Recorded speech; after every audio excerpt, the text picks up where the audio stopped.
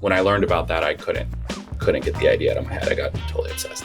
Even at a very young age, I was out in the garden. I asked for potting soil for Christmas when I was 3 years old. So I've been What? like A 3-year-old asking for potting soil. Wow.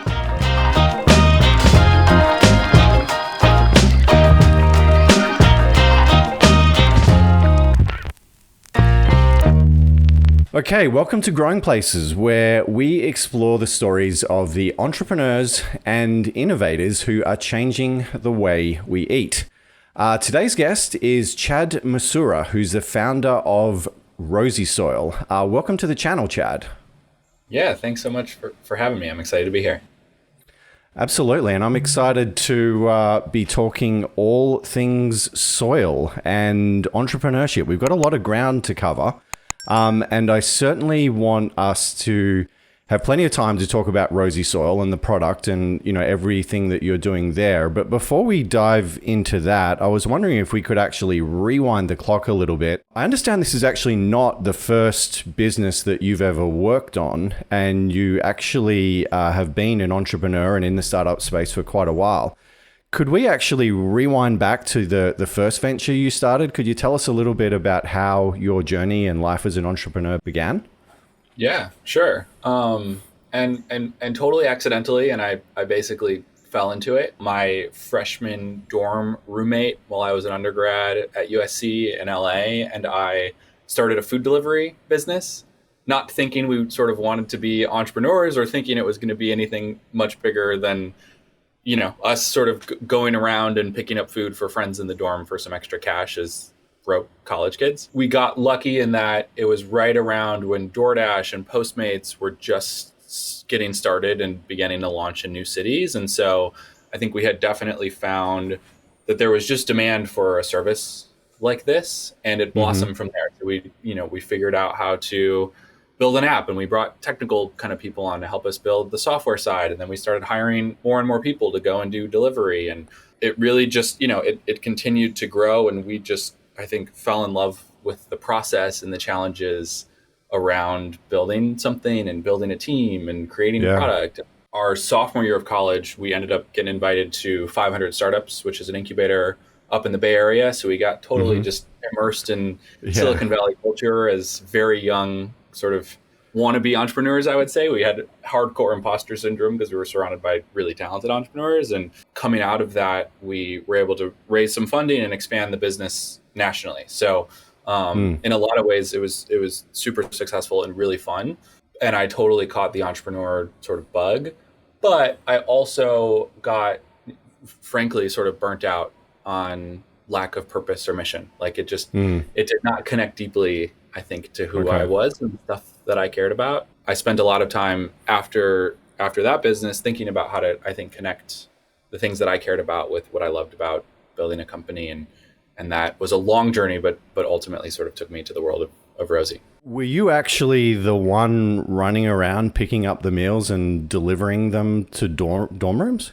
You just did this after hours? So you were kind of like, so how did it work? Like you would receive an order through the app and you would then have to get on your bike or skateboard or whatever, go down to the local Chinese joint, pick up the food, and then you go knock on the door and drop it off. It wasn't even that fancy in the beginning. I mean, it was, we just set up a phone number and people could text or call us and we would just run. That quickly grew out of control to the point where we needed technology to help enable that. And that's when we sort of launched the first version of the app. But yeah, exactly. I mean, we were the first delivery people, and then we just kind of convinced some of our friends who wanted extra cash to do it with us.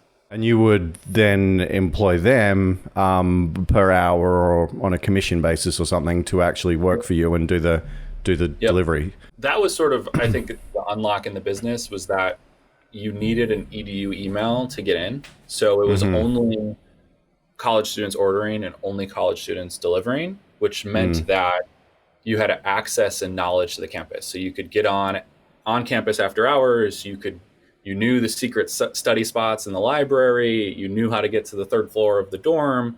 And so, that sort of last mile was much easier if you were a student at the university, which was cool. It was we were employing thousands of college students across the country as the business grew. That's amazing.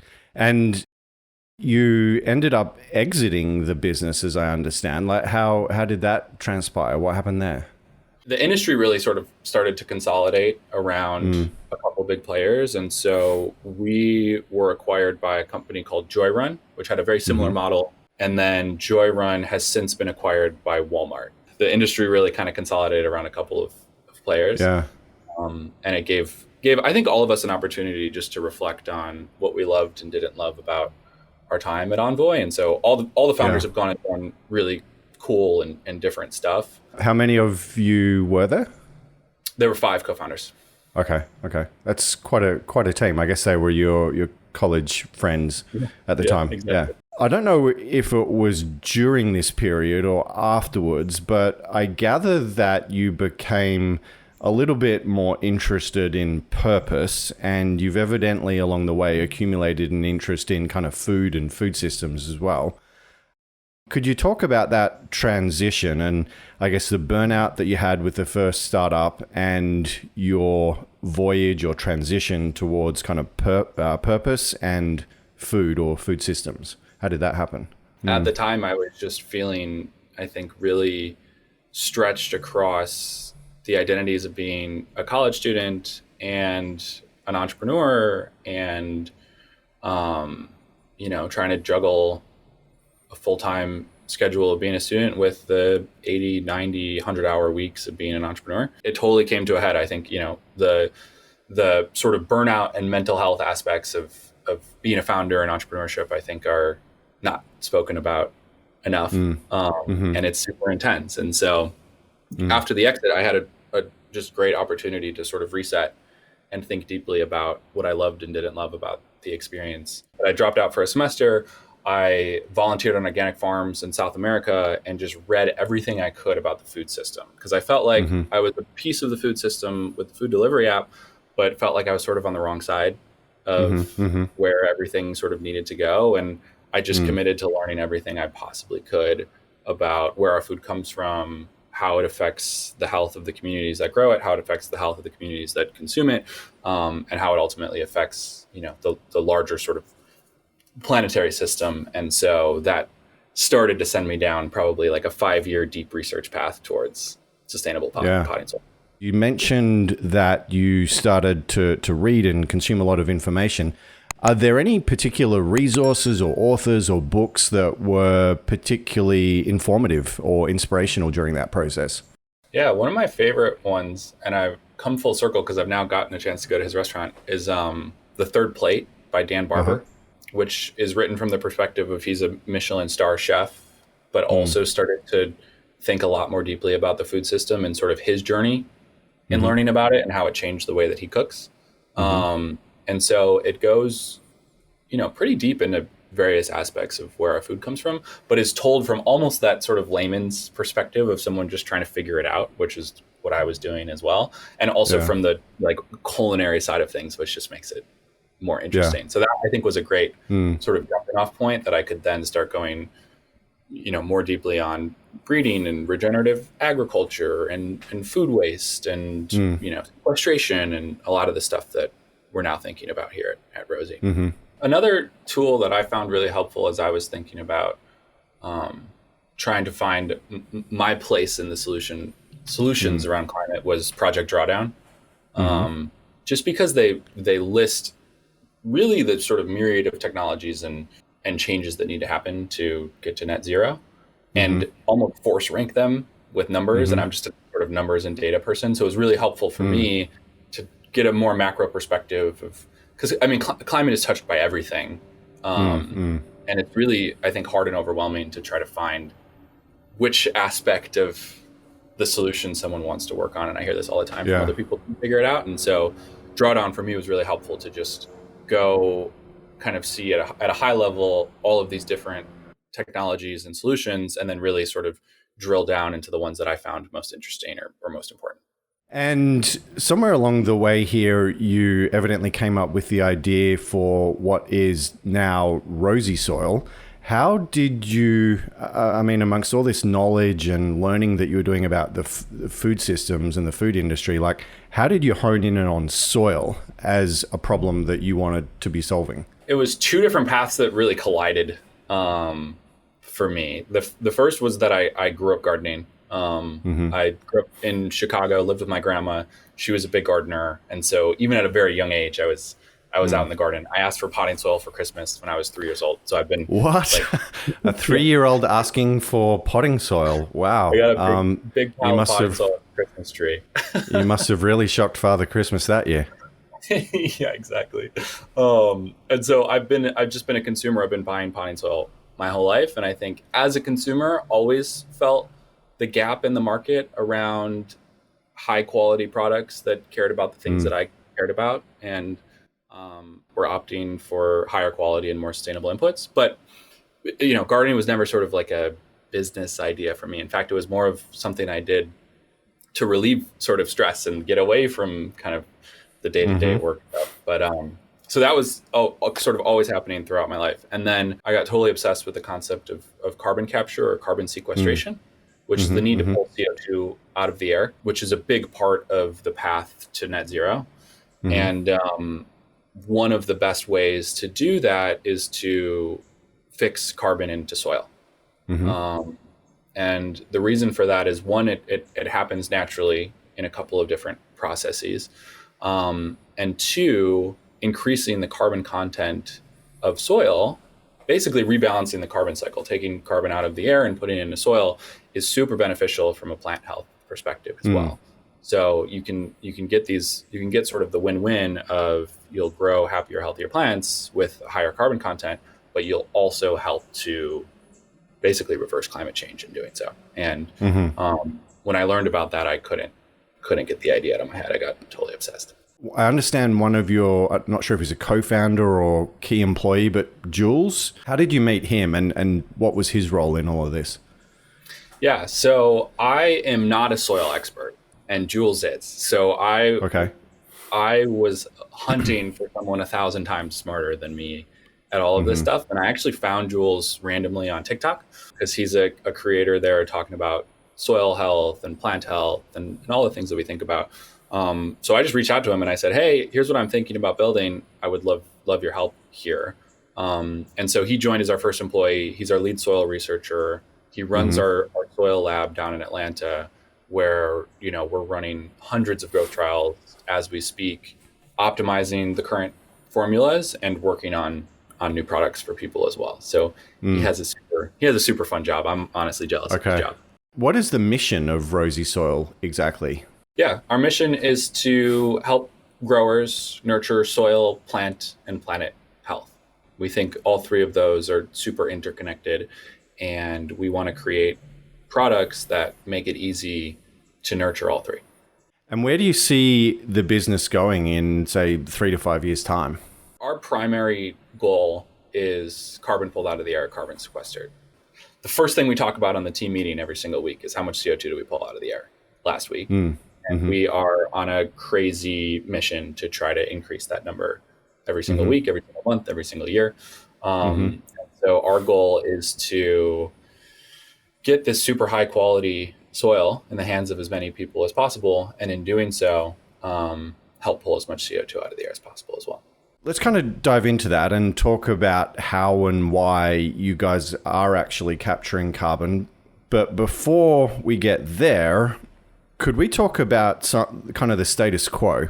So the status quo, I guess, is a bag of peat moss based potting soil, which is how most of the gardening industry makes its soil. Talk about the environmental problems with peat moss, and if you know it, what is the carbon footprint of a typical bag of peat moss based potting soil?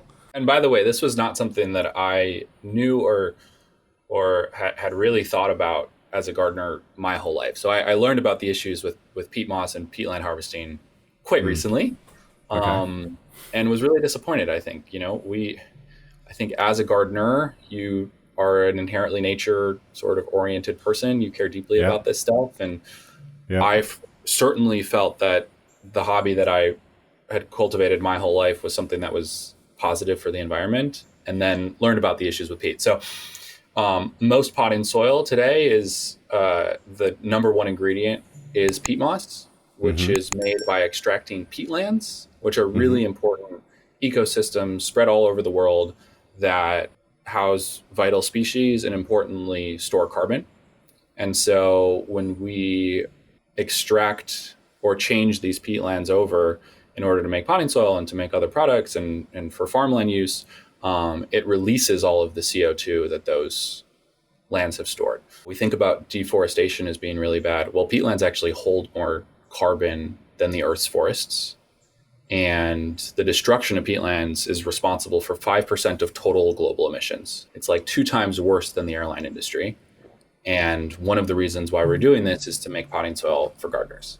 And that to me just seems so backwards, right? And so to your question, the typical footprint, and we did what's called a life cycle assessment. We looked at the carbon footprint of a traditional bag of potting soil is somewhere between 4 and 6 kilograms of CO2. Whereas our product, and we've spent a lot of time optimizing it, is somewhere between -1 and -2 kilograms of CO2. You go from something with a high carbon footprint to one that is net carbon negative. Okay. And how have you done that? Like, what are the differences between a peat-based soil or a convention potting soil and yours that are achieving that step down in carbon footprint? Yeah, so we've been really careful about the inputs that we use. So we replace peat moss with an input called biochar, which we can talk about more. But then we blend it with other low carbon and regenerative inputs that are super high quality, sourced in the US, don't travel very far. We then package it in plant-based packaging, and then we're mindful of how far we're shipping, and we use carbon offset shipping as well. So, the carbon footprint is the culmination of everything that happens from the very beginning of the inputs to someone using it and then disposing of the product. And we have tried it at sort of every point along that step to optimize both for plant health and for planet health. So let's go into this biochar topic. What is biochar and why are you using it in your potting soil? So biochar is a naturally occurring charcoal, which means essentially partially burned organic material. So, we think about the farmland in Iowa being super fertile. Well, one of the reasons it's so fertile is because when prairie fires happen, they naturally produce biochar and basically increase the carbon content of that soil. Recently is that the production of biochar, the commercial production of biochar, is net carbon negative. So you take organic material, like plant material, you get it hot in the absence of oxygen. So instead of that material burning and releasing all of its stored carbon in the form of CO2, it actually fixes that carbon into the material. And then you end up with something that is very high carbon content. Like our biochar is 80% carbon. And what that means is for every ton of biochar produced, about 3 tons of CO2 are captured in that material. And it's a super highly porous, high carbon material, which plants love. So you get that benefit of something that draws down carbon out of the atmosphere, but also provides meaningful health benefits to plants when it's ground in it. There's also a cocoa coir element to this. Is that correct? Talk to me about cocoa coir and the peat moss versus cocoa coir decision. Yeah, so we took a hard look at cocoa coir and actively decided not to use it. I would say most peat-free soils have gone to cocoa because it's very similar in structure to peat. The problem is most cocoa coir is shipped in from overseas where they're producing coconuts, and it has an intense water footprint in order to basically wash the material of all the impurities and salts.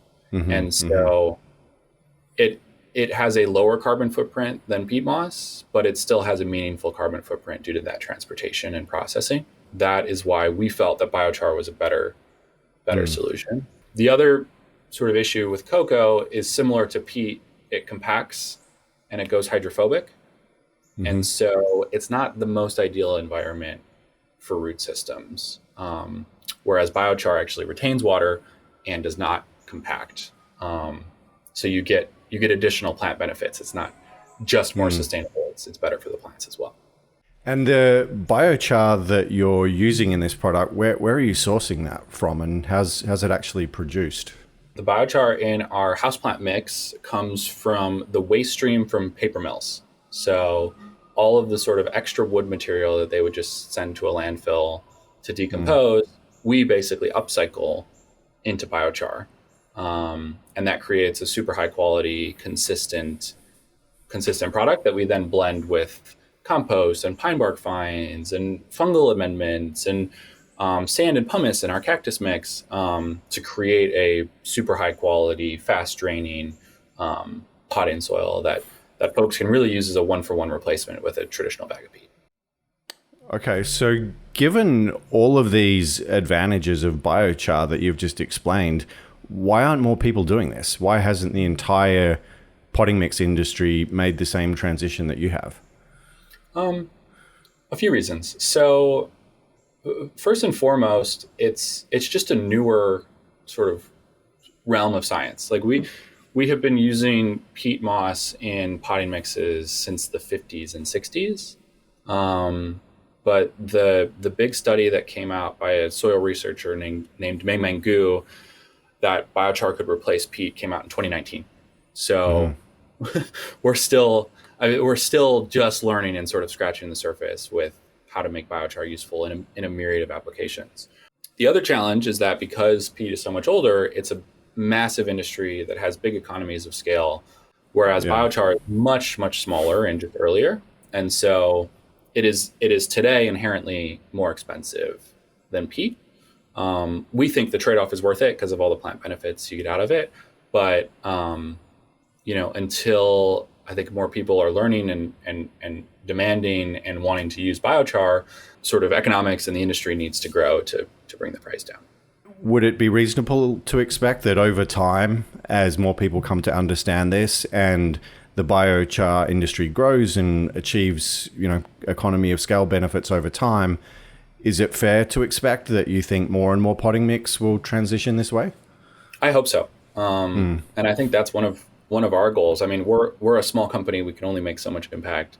But our hope is that we can demonstrate, hey, this is a useful input and other folks should be thinking about this as a peat replacement.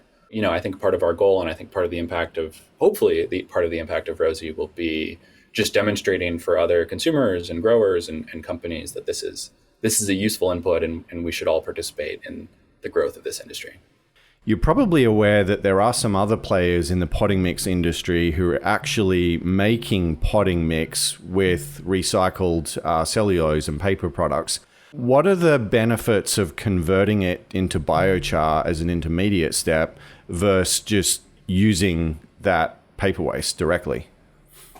Yeah, great question. And we think those paper products are super cool. I'm a big fan of the folks doing that. By taking that waste stream and converting it into biochar, you get a couple benefits. So on the sort of plant and soil health side, you get increased porosity and surface area, which retains moisture and nutrients and is also a storehouse for microbes. And you also increase the carbon content of the soil. So it's a much higher carbon content than just the material itself. That is super beneficial, I think, compared to if you just sort of grew in that waste stream. And then on the planetary benefits, by fixing the carbon and stopping it from decomposing, you sequester the CO2. Whereas over time, that untreated paper material will decompose and will release its carbon. So let's talk about the process of capturing carbon in soil. I'm sure you have been following, and you probably know a lot more about regenerative agriculture than I do, but my layman's understanding is that one of the benefits that regenerative farming is looking to capitalize on is the fact that you can use these trees or vegetation or plants or crops to trap the carbon in the soil, and then you avoid tilling of the soil because tilling is understood to actually release some of that carbon back into the atmosphere, and you kind of undo some of the good that you've done. Is there an analogy there with tipping out a pot that has rosy soil in it? Like, is that akin to tilling, and would there be some release of carbon when someone does that? Just to clarify, the sequestration that we measure happens in the production, not actually in what's happening in the plant growth. And the reason for that is if you're going to claim carbon capture, you need to be able to measure and verify that work, which is really challenging on a smaller scale, on the scale of a small house plant kind of thing. So certainly those plants are photosynthesizing CO2 and pulling CO2 out of the air. It's just really hard to track and measure how much that's happening compared to the production of biochar, which is fairly straightforward. To your question, yeah, I mean, I think a lot of the regenerative practices that are important on a acre or hectare scale can also be really interesting in the context of a smaller home garden, backyard garden, raised bed, that sort of thing. And we encourage and we talk about it on our website and that sort of thing. A lot of these practices are similar win-wins where, yes, you're keeping carbon in the ground and that's really important, but you also see a lot of soil and plant health benefits by, for instance, not doing no-till, doing cover crop, doing sort of rotational planting. Yeah, I mean, we recommend folks explore it and start to play with some of these practices at home. Yeah, for sure. So I understand that your hero product or your main product today is basically designed for indoor houseplants. What is it about the product that makes it specific to that use case at the moment? Each sort of group of species has different needs. So our first product was a houseplant mix. We optimized it for a good sort of balance between water retention and drainage, which is really important for houseplants in smaller pots. We kept the nutrient level relatively low because houseplants, one, require less nutrients, and two, are prone to roots being burned if there's too much nitrogen, for instance. We also found that customers love sort of doing their own fertilizer regimen. So we've designed it really with the needs of indoor plants specifically. The next product we launched was our cactus and succulent mix, which we basically just like took the spectrum even further towards drainage, and we made it. We basically like made it chunkier. We added pumice, we added sand, so that water flows really quickly through it to basically recreate the natural environment that cacti and succulent evolved to live in. The next product we're launching, which is coming out this fall, will be a seedling mix. Okay. And so designed to be a little bit fluffier, designed to hold a little bit more water, designed again for a low sort of base level of nutrients. And we're incorporating worm castings into that mix to bring additional microbial benefits to really get those basically seeds and early root systems started strong. So as I think you know, the Urban Leaf audience is bit more focused on food growing. So we kind of specialize in herbs and vegetables and fruits and so forth. Is there any supplementation or additional fertilizers or anything that you would recommend people use with the Rosy Soil indoor houseplant blend if they're going to be growing food in it?